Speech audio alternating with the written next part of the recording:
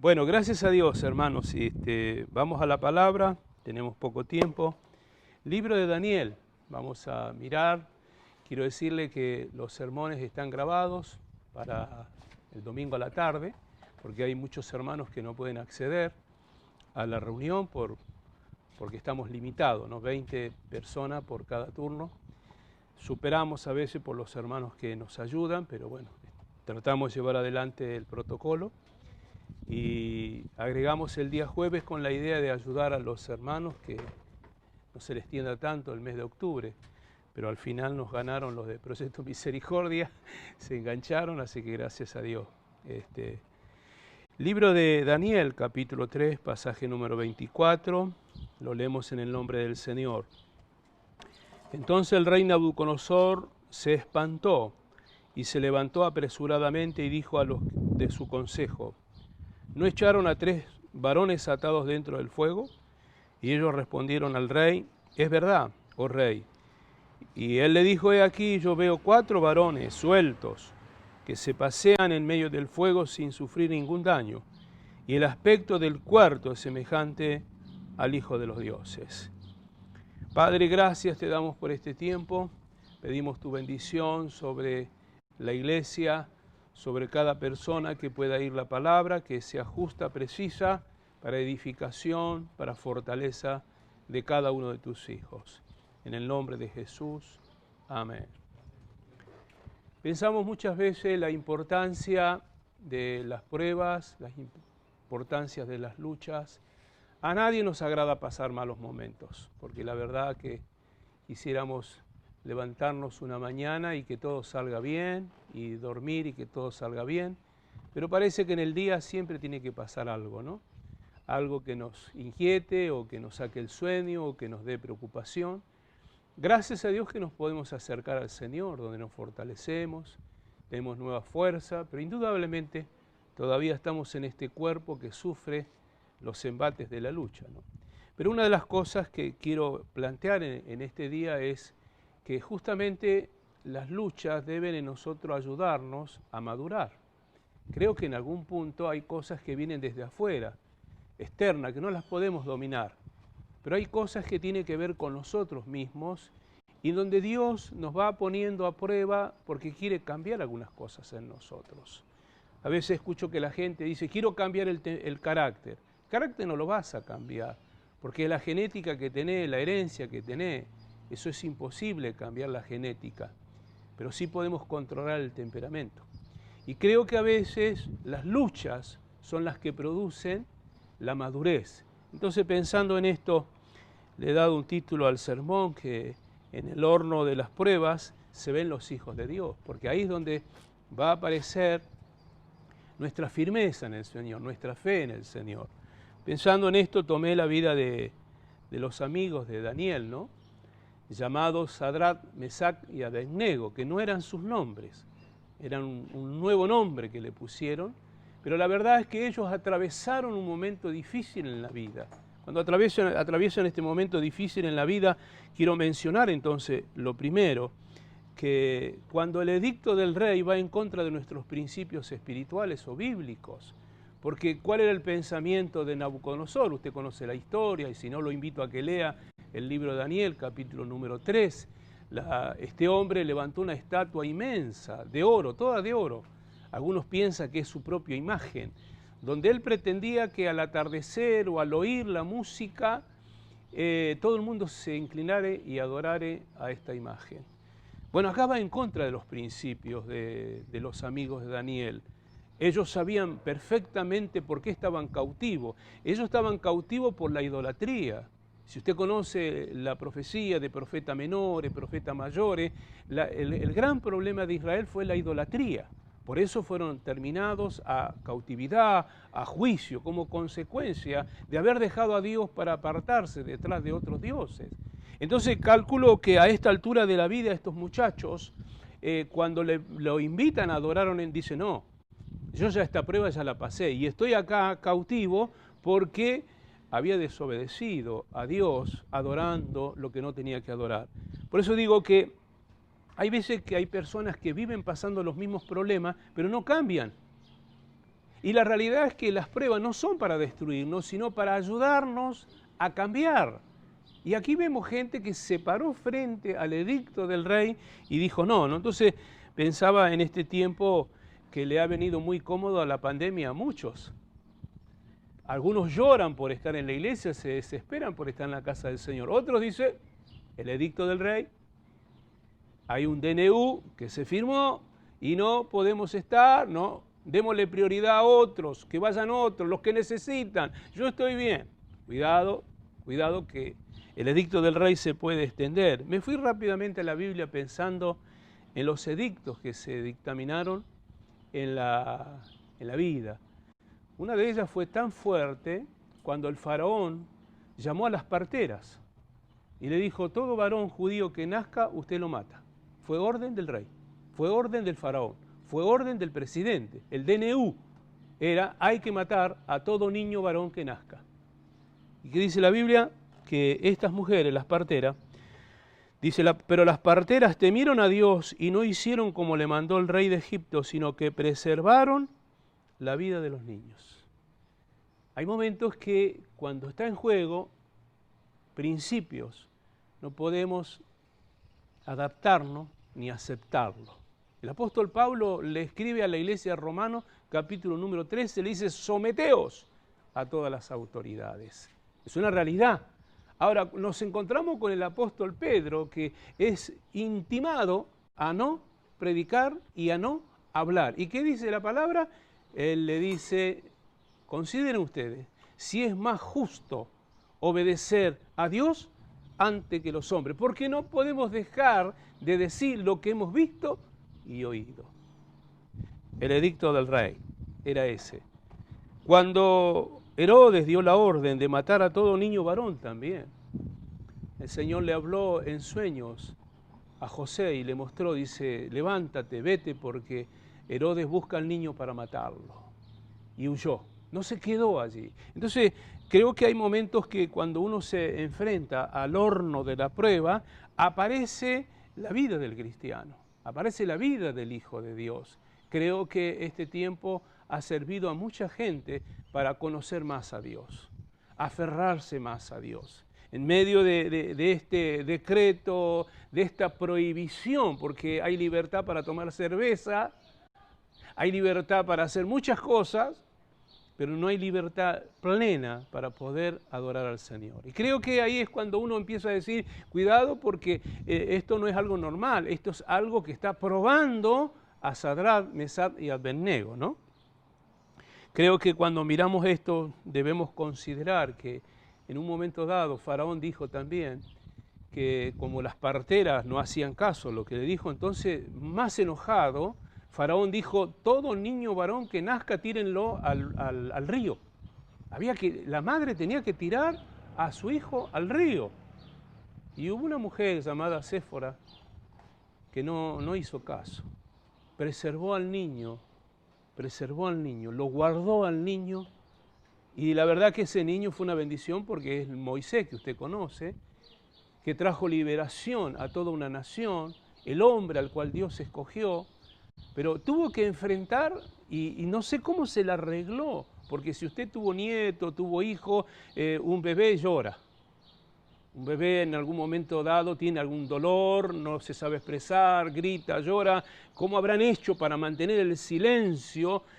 Pero la verdad es que pudo hacerlo hasta que llegó el momento como usted conoce la historia. Pero estoy rescatando gente que va en contra del edicto. Y yo no estoy diciendo que nosotros vayamos en contra del edicto, al contrario, estamos cumpliendo, por eso estamos como estamos. Tenemos un templo de 800 metros cuadrados que podemos desparramarnos y jugar a la escondida. Y no nos pasaría nada, pero estamos obedeciendo a la orden del rey. Ahora, cuando va en contra de nuestros principios, cuando me doy cuenta de que ya está poniendo traba, bueno, ahí creo que tiene que aflorar mi vida espiritual. Lo segundo que quiero decirle, el desafío de la pandemia y las restricciones que vendrán, porque usted se cree que esto se va a detener, esto es principio de dolores. Cada vez va a ser peor. El virus que vino para quedarse, a menos que Dios tenga piedad y haga algo, pero se va mutando. Y ahora están descubriendo que la gente que pasa este virus pierde hasta la memoria, tiene lagunas. No saben por qué, porque cada vez se va mutando más. Están descubriendo una vacuna, pero ya el virus está multiplicado para otra situación. ¿No hay esperanza? Sí que hay esperanza. Sí que hay esperanza. Para los hijos de Dios hay esperanza. Para los que son como Sadrach, Mesach y Abednego, que se plantan frente al edicto del rey y que no se van a doblegar, sino que van a ser fieles a Dios. Y creo que por ahí viene la cuestión, ¿no?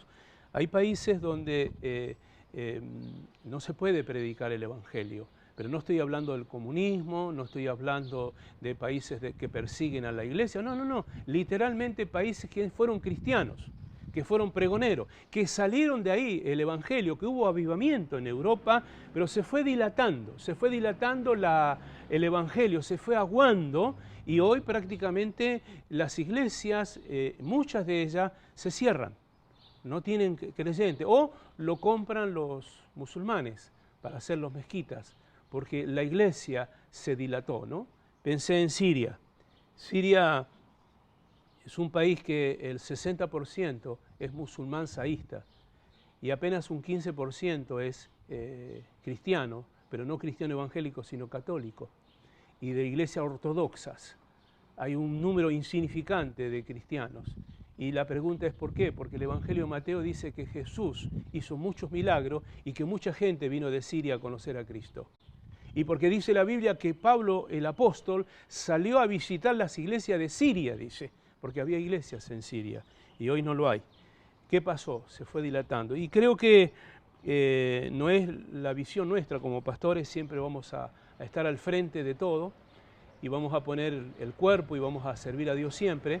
Pero el punto es cuando empezamos a meternos para adentro y aceptamos más la adoración a la imagen que creer a Dios, que confiar en Dios y quebrar en algún momento cosas que tienen que ver con principios bíblicos. El ejemplo muy claro es que aquí se habilitó el comedor, donde cada martes, cada jueves y cada sábado pasa persona a alimentarse de la comida y de la palabra. Y hoy hay personas que volvieron a Cristo o que conocieron a Cristo. Ahora, es irónico, ¿no? Aquí no nos deja juntar más de 20 y sin embargo cuando viene acá están uno al lado de otro y nadie dice nada. ¿Pero por qué? Porque no va en contra del principio, sino en la adoración a un decreto. Y no estoy creando una rebelión en contra del decreto, estoy diciendo rebelémonos en el espíritu contra lo que puede afectar a la iglesia. ¿Cuántos amados hermanos en este tiempo perdieron algunas cosas? Y le voy a dar un ejemplo práctico. El nombre verdadero de Sadrach, Mesach y Abednego, uno de ellos se llamaba Ananías, los nombres de ellos eran Ananías, Misael y Azarías. Cada nombre de esto tenía un significado espiritual. Por ejemplo, Daniel, Dios es mi juez. Y le cambiaron el nombre. ¿Qué es lo que significa esto? Cambiar la personalidad. Y la verdad que si uno mira a los chicos en este tiempo, y creo que acá es donde tiene que trabajar mucho la oración de las madres, de los padres, y se tiene que levantar un liderazgo fuerte en el área de adolescentes y de jóvenes. Durante esta pandemia ha sido muy, pero muy escaso el trabajo sobre la vida de nuestros chicos. Los chicos se pasan 24 horas en los medios y el medio le cambia la personalidad a los chicos. Muchos de nuestros niños consagrados y dedicados a Dios, sus madres están preocupadas porque dicen que no quieren saber más nada de Dios. La filosofía de la vida le cambia la personalidad. El sistema babilónico sigue siendo el mismo. El que trató de cambiarle la personalidad a estos muchachos, cambiándole el nombre, es el que ahora está actuando de la misma manera, cambiándole la personalidad, la identidad. Entonces creo que tiene que aparecer la gente que esté dispuesta a caer en el horno de la prueba, porque trabajar sobre un adolescente, trabajar sobre un joven, demanda esforzarse y a veces el papá y la mamá aguantarse los enojos de la nena o el nene, que le está exigiendo y le dice, ¿qué tiene de malo? Y aún hasta los propios padres llamados cristianos dicen, pero no tiene nada de malo.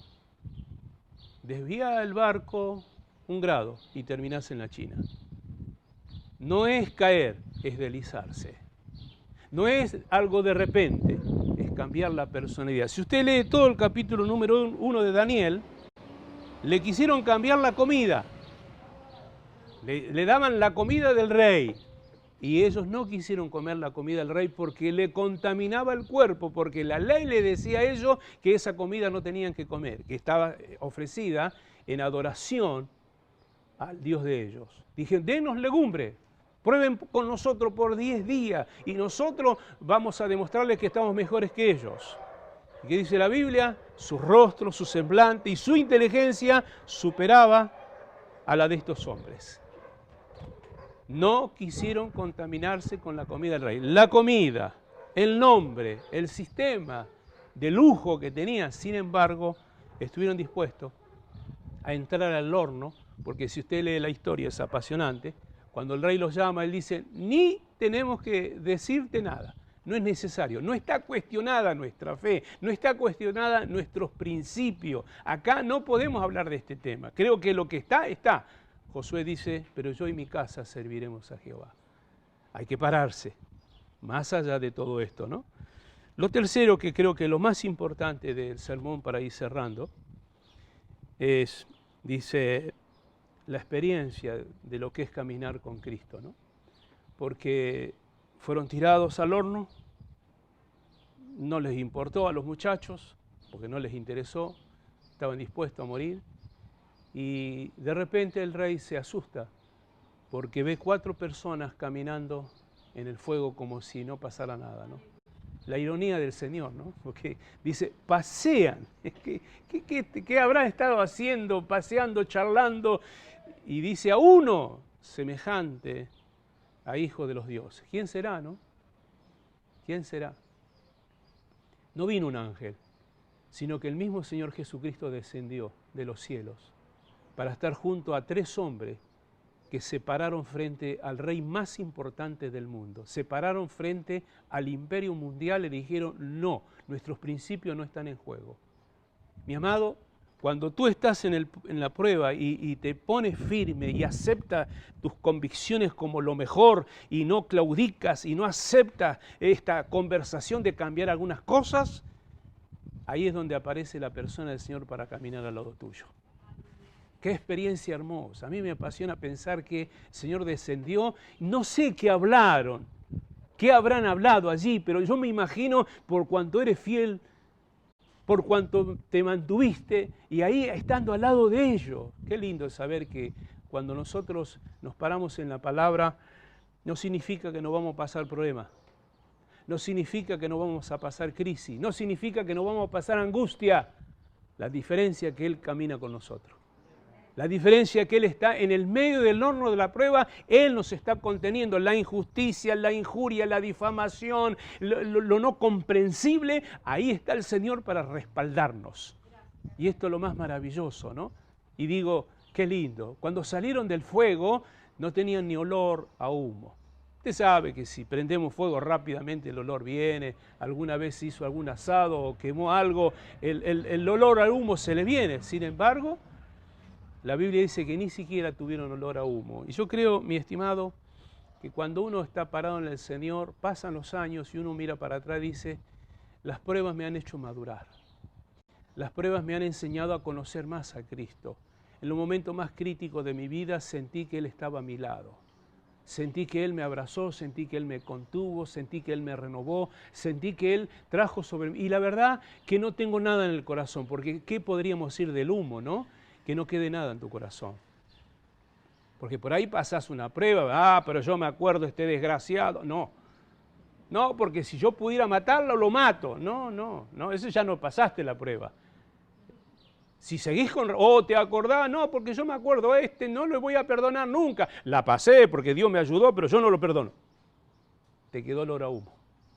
No te va a quedar el olor a humo cuando vos mirás para atrás, mirás a la persona cara a cara y decís, Dios te bendiga, te amo igual, aprendí a soltar, no me quedé enroscado, no me quedé atado, le creí al Señor. Concluyo entonces, mi estimado, diciéndole que lo más importante del horno de la prueba, de la lucha, es que va a manifestarse en nuestra vida como cristianos. va a aflorar en nosotros nuestra vida espiritual. Así que pensando en esto, digo, se paseaban en el fuego y Nabucodonosor se terminó convirtiendo al Señor. Le terminó diciendo por un momento, usted sabe que después entre el capítulo 4 de Daniel donde terminó loco, porque no puedo dejar de decir que hay cristianos que pasan malos momentos, que hay gente que pasa malos momentos y como no obedecen, después terminan locos, terminan apartados, terminan con serios problemas porque no entendieron el trato de Dios. En cambio, Nabucodonosor sí, lo que hizo, todo el mundo adore a Dios. Ahora dice, porque Dios lo libró a estos muchachos. Ahora, el problema es que a veces largamos de labio palabra, pero no hay una conversión dentro del corazón. Así que la prueba pueda sacar de nosotros lo mejor. Y lo peor que quede allí, porque dice Proverbio que la hornaza es para probar el metal, mas Jehová dice pesa los corazones. Dios es el que trabaja en nosotros. Quiero invitarle en este día a ponerse de pie y a aquellos nuestros amigos que nos ven a través de YouTube puedan acompañarme en este momento de oración. Y quiero invitar a la gente que nos ve a aferrarse a Dios en este tiempo, a no dejar de creerle al Señor y que no se sienta que está perdiendo todo. Porque quiero decirte que el libro de Hebreos, cuando habla de la fe, muy mencionada por nosotros, ¿no? La fe dice que muchos no recibieron lo que esperaban, sin embargo, no dejaron de creer en Dios. Hay momentos que quizás te salves, hay momentos que Dios quiera llevarse algo o a alguien, hay momentos que Dios sana, hay momentos que Dios no sana, pero no entendemos, pero sí comprendemos que el soberano tiene todo manejado bajo su perfecta voluntad. Entonces, lo que interesa es que nuestra fe se mantenga íntegra. Y digo lo que siempre menciono, Policarpo, uno de los padres de la Iglesia, prácticamente en el tiempo de la Inquisición, donde prendían fuego a los cristianos, aquellos que se nombraban cristianos eran considerados herejes, eran considerados brujos, eran considerados personas que había que aniquilarla de la tierra, entonces se les quemaba en la hoguera, se les prendía fuego. Ahí estaban ya con la antorcha para prenderle fuego a Policarpo y alguien le dijo, tenés la oportunidad de negar. Es tu oportunidad antes de morir que puedas decir que esto que estás viviendo no es verdad. Y Policarpo dijo, 84 años le he servido a mi Señor y lo único que he hecho es hacerme bien. ¿Cómo fallarle en el último momento de mi vida? Y ahí le prendieron fuego. O sea, aún en la muerte declaró que su Señor era verídico. Y creo que por ahí pasa la cuestión, ¿no? Así que, mi estimado, no quiero minimizar tus problemas ni tus pruebas. Quiero decirte que quizás sea un trato de Dios. No le eche la culpa de todo al diablo. Por ahí no tiene nada que ver el diablo. Por ahí simplemente es una prueba. Pasá la tomada de la mano del Señor. Pasea junto al Señor.